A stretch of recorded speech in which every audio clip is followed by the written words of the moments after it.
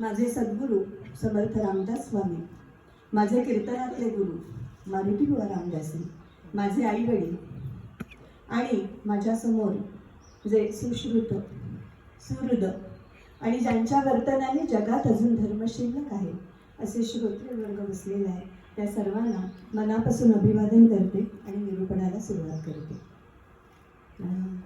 देवा माझे मन लागो तुझे चरणी, संसार व्यसनी पडोले दी. घडो नाम स्मरण संत समागम, वावगाची भ्रम नको देवा. पायी तीर्थयात्रा मुखी राम नाम, हाची माझा नेम सिद्धीस नेई. आणि का मागणे नाही देवा काही, एका जनार्दनी सेवा दृढ द्यावी. आज निरूपणाला आपण जो अभंग घेतलाय तो पैठण निवासी शांती ब्रह्म एकनाथ महाराजांचे. समाजात समानतेची बीज पेरणारे, जनसेवा हीच ईश्वर सेवा मानून आयुष्यभर जनता जनार्दनाची सेवा करणारी आणि भक्तीमध्ये श्रेष्ठ अशा एकनाथ महाराजांविषयी आर्याकार म्हणतात. श्री एकनाथ सदनी, श्री एकनाथ सदनी, माधवजी सर्व कामे ही करीतो. स्वकरे चंदन घासी, गंगेचे पाणी कावडी भरितो. एकनाथ महाराजांची भक्ती इतकी श्रेष्ठ होती की प्रत्यक्ष श्रीकृष्ण एक तप म्हणजे 12 वर्ष त्यांच्या घरी चाकरी करत होता. उष्टी खरकटी काढणं, चंदन उगाळून द्यायचं, गंगेवरून कावडी भरून पाणी काढायचं, अशी कामं प्रत्यक्ष श्रीकृष्ण त्यांच्या घरी करत होता. उत्तम प्रपंच आणि उत्तम परमार्थ कसा करायचा याचं उदाहरण आपल्याला नाथ महाराजांनी घालून दिलंय. आणि नाथांचं श्रेष्ठत्व इतकं आहे की ते सावळ परब्रह्म जगन्नियंता श्रीकृष्ण प्रत्यक्ष 12 वर्ष त्यांच्यासाठी वास्तव्याला पैठण क्षेत्री येऊन राहिलेला होता. नामदेवस्य भक्ती स्यात् ज्ञानम ज्ञानेश्वरस्य च, तुकारामास्य वैराग्यम नाथम संचित्र योगुणः. म्हणजे ज्ञानेश्वरांचं ज्ञान, नामदेवांची भक्ती आणि तुकाराम महाराजांचं वैराग्य हे तीनही गुण, या तीनही गोष्टी नाथांच्या ठाई एकवटलेल्या होत्या. असे एकनाथ महाराज या प्रस्तुत अभंगात आपल्याला सांगतायत की देवा माझं मन तुझ्या चरणी लागू दे, तुझ्या भक्तीत लीन होऊ दे. या संसाराच्या संकटात मला अडकू देऊ नकोस. माझ्या मुखात सतत तुझं नामस्मरण असू दे आणि संत पुरुषांचा, सत्पुरुषांचा, सद्गुरूंचा सहवास मला लाभू दे. माझ्या पायाने तीर्थयात्रा घडू दे, मुखात माझं सदैव तुझं नाम असू दे. आणि एवढं सगळं दिल्यानंतर आता मागायचं काय शिल्लक आहे तुझ्याकडे देवा? तर एवढं सगळं दिलंस की मला फक्त एवढाच आशीर्वाद दे, एवढाच वर दे की आयुष्यभर तुझी सेवा माझ्या हातून होईल. आणि नाथ महाराजांचा हा 4 चरणांचा मागण्यांचा अभंग आहे. आणि तो मागण्यांचा अभंग ते मागतायत कोणासाठी? तर आपल्यासाठी, सर्वसामान्य लोकांना अप्रत्यक्षरित्या मार्गदर्शन करण्यासाठी नाथ महाराज भगवंतांना सांगतायत की देवा माझे मन लागो तुझे चरणी. पहिल्या चरणामध्ये नाथ महाराज म्हणतायत की देवा माझे मन लागो तुझे चरणी, संसार व्यसनी पडोले दी. की माझं मन तुझ्या भक्तीत लीन होऊ दे. आपण संतांचं मागणं आणि आपण सर्वसामान्य माणसांचं मागणं यात फार मोठा फरक आहे बघा. सर्वसामान्य माणूस हा सतत प्रपंचातलंच काहीतरी मागत असतो आणि प्रपंचात काहीतरी मिळावं म्हणून सतत धडपड करत असतो. आणि त्याला माहिती आहे की प्रपंचात कितीही धडपडलं तरी सुख मिळणार नाही. कारण प्रपंच म्हणजे काय तर 5 जणांकडून केला जातो.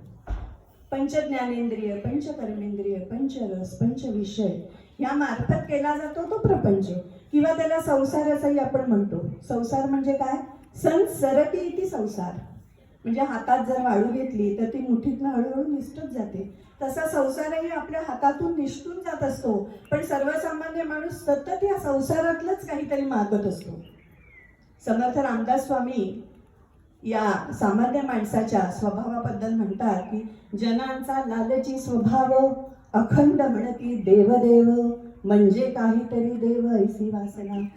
देव या शब्दावर कोटी केली की सामान्य माणूस सतत प्रपंचातलं मला दे, मला दे, मला दे असं मागत असतो.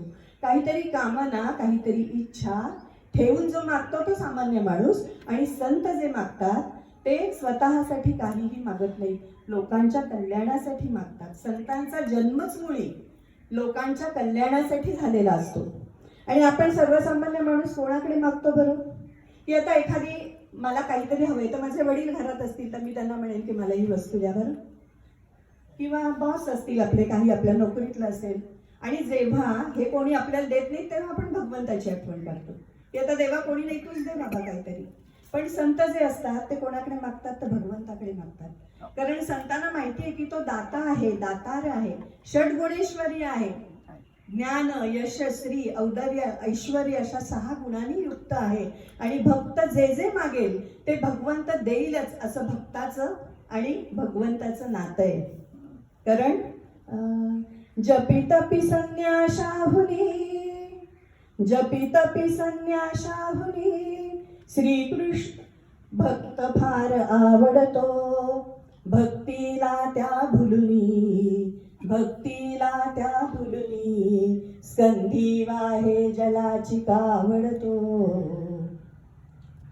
भक्ताच्या भक्तीने भगवंत प्रसन्न होतो. आणि भक्ताच्या भक्तीचं ऋण फेडण्यासाठी भगवंताला भक्ताघरी चाकरी सुद्धा करावी लागते. कारण भगवंताला काय हवं असतं आपल्याकडनं? फक्त एक प्रेमाने मारलेली हाक. बाकी भगवंताला आपल्याकडून काही नको असतं. पण सर्वसामान्य माणूस फक्त स्वतःसाठी आणि प्रपंचातलं मागत असतो. आणि संत मागतात ते लोकांच्या कल्याणासाठी मागतात. माऊली ज्ञानेश्वरीत म्हणते, जे खळांची व्यंकटी सांडो तया सत्कर्मी रती वाढो, भूता परस्परे जडो मैत्र जीवांचे.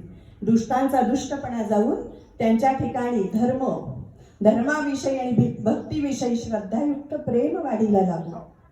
माझे नामदेव महाराज म्हणतात की आकल्प आयुष्य व्हावे तया कुळा, माझी या सकळ हरीच्या दासा. आपण शुभं करोती म्हणतो, घरातल्या सर्व माणसांना उदंड आयुष्य लाभू दे, आपण जगातल्या नाही मागत. नामदेव महाराज म्हणतात आकल्प आयुष्य व्हावे तया कुळा, जो जो हरीचा दास आहे त्या सगळ्यांना उदंड आयुष्य दे, त्यांच्यातला अहंकार नाहीसा होऊ दे आणि भगवत भक्ती त्यांच्या मनात रुजू दे. तुकाराम महाराज म्हणतात, हेची दान देगा देवा तुझा विसर न व्हावा, गुण गाईन आवडी हेची माझी सर्व गोडी. तुकाराम महाराज हे एकमेव संत असे आहेत की जे मुक्ती मागत नाहीत कधी.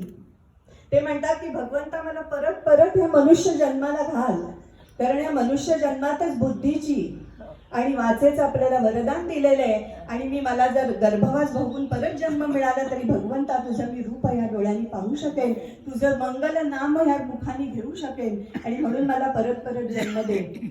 आणि माझे समर्थ रामदास म्हणतात, त्यांची जी दासबोधातलं पसायदान म्हणतात, कल्याण करी रामराया, सगळ्यांचं कल्याण करी, जनहित विवरी जनहित विवरी. आणि आपली माऊली तरी काय म्हणते हो, जो जे वांछिल तो ते लाहो प्राणी मात्र, ज्याला ज्याला जे जे हवंय ते सगळं मिळू दे. संतांचं मागणं हे असं असतं आणि आपलं मागणं फक्त स्वतः पुरतं असतं. आता तुम्हाला प्रश्न पडला असेल की मी मगाशी तुम्हाला सांगितलं की नाथांची भक्ती इतकी श्रेष्ठ होती की नाथांच्या घरी प्रत्यक्ष भगवंत 12 वर्ष चाकरी करत होता. मग नाथांना का बरं म्हणावं असं वाटलं की देवा माझे मन लागो तुझे चरणी? तुमच्या मनात आलं नसलं तरी तुमच्या मी त्या प्रश्नाचं उत्तर देते की नाथ महाराजांनी उत्तम प्रपंच आणि उत्तम परमार्थ कसा करायचा आणि प्रपंचात राहून सुद्धा आपण परमार्थ करू शकतो हा लोकांच्या मनातला भ्रम नाहीसा होऊन लोकांना भक्तीविषयक मार्गदर्शन करायचं. म्हणून देवा माझं मन लागो तुझं चरणी त्यांचं तेव्हाच लागलेलं आहे. अप्रत्यक्षरित्या आपल्या सर्वसामान्य माणसांना ते उपदेश करताय. देवा माझे आता मग मनच का तुझ्या चरणी लागू दे, कारण सगळ्या इंद्रियांचा राजा कोण आहे? मन आहे. मनाने मनावर घेतलं तर सगळं काही घडतं, नाही तर काहीही घडत नाही. मन एव मनुष्याणां कारणं बंध मोक्षयोः, बंधाया विषयासक्तं मुक्ते निर्विषयस्ततं. गोपाल कृष्ण भगवान की जय. की मनाने मन बंधनात आपल्या अडकलं म्हणजे विषयाच्या बंधनात, विषयाकडे झुकलं, विषयासक्त झालं तर ते बंधनात अडकतं. आणि विषयापासून मुक्त केलं तर आपण मोक्षापर्यंत जाऊन पोहोचतो. या मनाविषयी संत कबीर म्हणतात, मन लोभी मन लालची, मन चंचल मन चोर, मन के मत मत चलिए, पलक पलक कहीं और कबीरा, पलक पलक कहीं और कबीरा, पलक पलक कहीं और. कबीरजी म्हणतात